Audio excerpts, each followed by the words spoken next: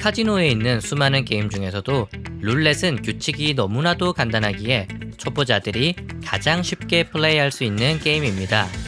룰렛은 원판을 회전하는 공이 어떤 번호 혹은 색깔에 떨어질지를 맞추는 게임입니다. 본인이 예상하는 번호나 색깔 중에서 원하는 곳에 베팅하면 끝입니다.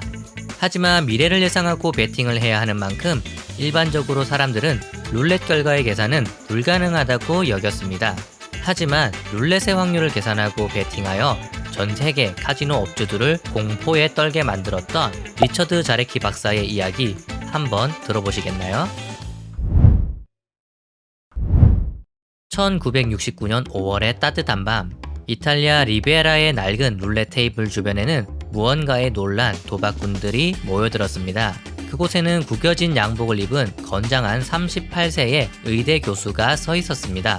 그는 방금 베팅에서 10만 달러를 걸었습니다. 딜러가 공을 던지자 방안은 조용해졌습니다. 놀랍게도 행운의 여신은 자레키의 편이었습니다. 다들 생각했죠. 어쩌면 이렇게 운이 좋을 수가 있을까?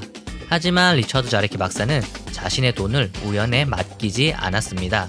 그는 수천 시간을 들여 독창적인 승리 방법을 고안해냈고 그 결과 곧 800만 달러가 넘는 돈을 벌 수 있었습니다.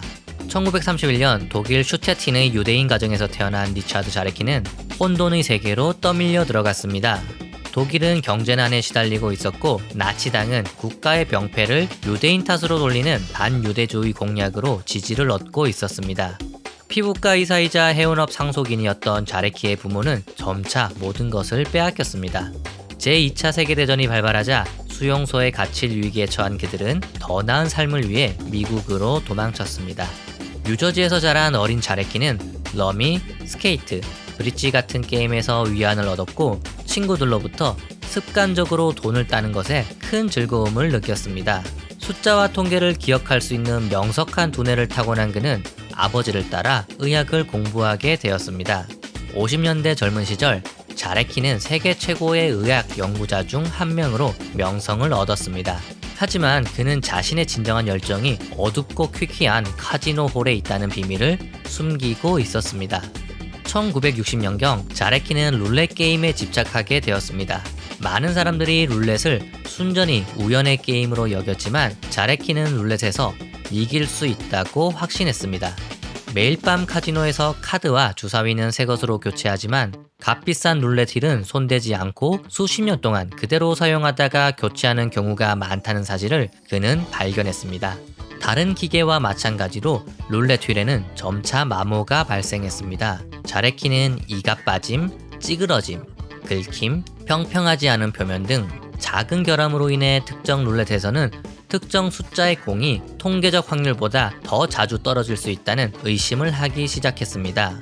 그는 주말마다 수술대와 룰렛 테이블을 오가며 수작업으로 수천 번의 회전을 기록하고 통계적 이상 징후가 있는지 데이터를 분석했습니다. 자레키는 1969년 시드니 모닝 헤럴드와의 인터뷰에서 이전 당첨 번호를 기반으로 대략적인 시스템 윤곽을 잡을 때까지 실험을 거듭했습니다. 라고 말했습니다. 1번, 2번, 3번이 마지막 3라운드에서 당첨되면 다음 3라운드에서 당첨될 가능성이 가장 높은 숫자가 무엇인지 알아낼 수 있었습니다. 사실 자레키의 접근 방식은 새로운 것이 아니었습니다.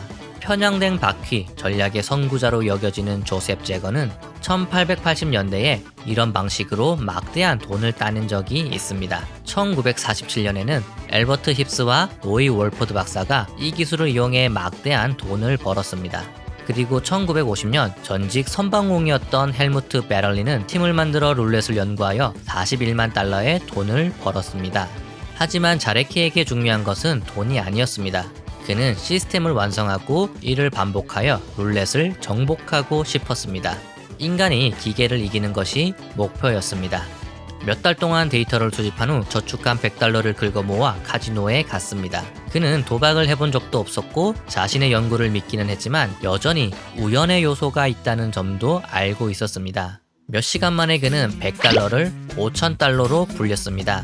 그리고 이러한 검증을 통해 그는 훨씬 더 큰 베팅에 도전했습니다.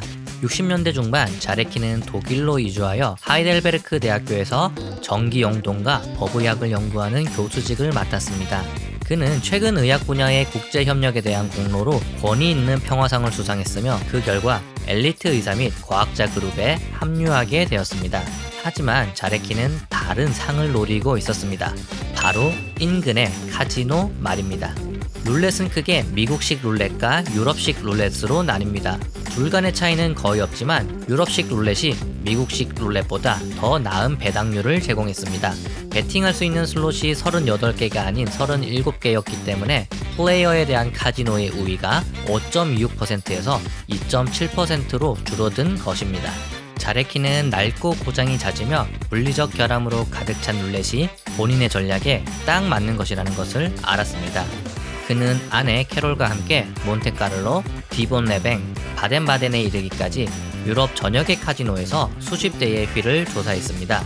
두 사람은 8명의 클라커로 구성된 팀을 모집하여 각 카지노에서 한 달 동안 2만 회에 달하는 결과를 기록하기도 했습니다. 그리고 1964년 그는 첫 번째 베팅에 성공했습니다. 어느 바퀴가 편향되어 있는지 확인한 후 스위스 금융업자로부터 25,000파운드를 대출받아 6개월 동안 자신의 전략대로 플레이했습니다. 결국 그는 62만 5천 파운드의 수익을 올렸습니다. 자레키의 승리는 캔자스에서 호주에 이르기까지 전 세계 신문의 헤드라인을 장식했습니다. 모두가 그의 비결을 알고 싶어 했지만 그는 이 위협을 재현하려면 자신이 정말로 어떻게 돈을 벌었는지 숨겨야 한다고 생각했습니다. 그래서 그는 언론을 위해 환상적인 이야기를 만들어냈습니다. 매일 룰렛 결과를 집계한 다음 그 정보를 아틀라스라는 슈퍼컴퓨터에 입력하면 어떤 숫자를 골라야 할지 알려준다고 말이죠. 자레키는 이러한 거짓말을 남긴 채 편향된 룰렛들을 계속 감시하며 다음번 큰 수를 준비했습니다. 현금이 넘쳐나는 자레키는 지중해 연안에 위치한 이탈리아의 호화로운 카지노인 산 레모 근처에 고급 아파트를 구입했습니다. 그는 면밀한 관찰을 통해 평소보다 훨씬 더 자주 33번에 착지하는 경향이 있는 테이블을 발견했습니다. 1968년 봄의 어느 날 밤 그는 흰색 롤스로이스를 몰고 도박장으로 향했고 3일 동안 48,000달러를 따냈습니다. 8개월 후 그는 다시 돌아와 주말에 19만 2천 달러를 따고 하룻밤 사이에 2차례에 걸쳐 카지노의 현금이 바닥나게 만들었습니다. 파산 위기에 처한 카지노 주인은 자레키가 너무 잘한다는 이유로 15일의 출입금지 조치를 내릴 수밖에 없었습니다. 금지 조치가 해제된 날 밤 자레키는 다시 돌아와 10만 달러를 더 따냈는데 카지노 측에서 약속보험을 줘야 할 정도로 큰 돈이었습니다. 자레키가 카지노에 나타나면 많은 인파가 몰려들어 그가 베팅하는 모습을 목격했습니다. 많은 사람들이 그의 모든 행동을 따라하며 같은 숫자의 소액의 베팅을 하곤 했습니다. 카지노 주인들은 자레키를 속이기 위해 매일 밤 그가 가장 좋아하는 룰렛 바퀴를 다른 곳에 재배치했습니다. 하지만 자레키는 나무의 모든 결, 갈라진 틈, 긁힌 자국, 변색 등 모든 것을 꿰뚫고 있었기 때문에 항상 이를 찾아냈습니다. 카지노 소유주인 시그널 라데라는 시드니 모닝 헤럴드와 인터뷰에서 이렇게 말했습니다.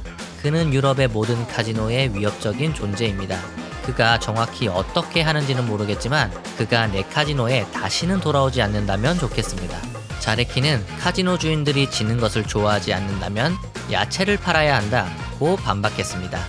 결국 산 레모 카지노는 엄청난 비용을 들여 24개의 룰렛 휠을 모두 교체했습니다. 그것이 그들이 본 최고의 선수를 막을 수 있는 유일한 방법이었기 때문입니다. 자레키가 카지노의 룰렛을 정복한 이후 수십 년 동안 카지노들은 룰렛 테이블의 결함을 모니터링하는 데 크게 투자하고 편향성이 적은 룰렛을 만드는 데 노력했습니다. 오늘날 대부분의 룰렛은 디지털화되어 카지노를 유리하게 만드는 알고리즘에 의해 운영되고 있습니다. 자레키는 1964년부터 1969년 사이에 편향된 룰렛 테이블에 거액의 베팅을 하여 125만 달러를 벌었습니다. 이탈리아의 한 신문에서는 그를 세계에서 가장 성공한 룰렛 플레이어라고 불렀으며 그는 도박꾼처럼 보이지 않는 학자였습니다. 한때 캠퍼스에서 세상 물정 모르는 사람으로 여겨지던 그는 대학 내 모든 학생의 영웅이 되었습니다. 1973년 자레키는 뉴저지로 이주하여 원자재 선물 트레이더로 새로운 커리어를 시작하였습니다. 그곳에서 그는 자신의 재산을 10배 이상 불렸습니다. 또한 그의 아들은 아버지의 재능을 물려받아 9살에 역사상 최연소 체스 마스터가 되기도 했습니다. 90년대 초 자레키는 도박이 번성하고 교제가 느슨한 마닐라로 이주했습니다. 그는 2018년 87세의 나이로 사망할 때까지 그곳에 머물렀습니다. 네온사인과 슬롯머신으로 둘러싸인 번화한 도박장 한 구석에 앉아 그는 마지막 배팅을 했습니다. 바퀴는 빙글빙글 돌았습니다. 이전에도 그랬던 것처럼 작은 흰색 공이 그의 번호에 떨어졌습니다.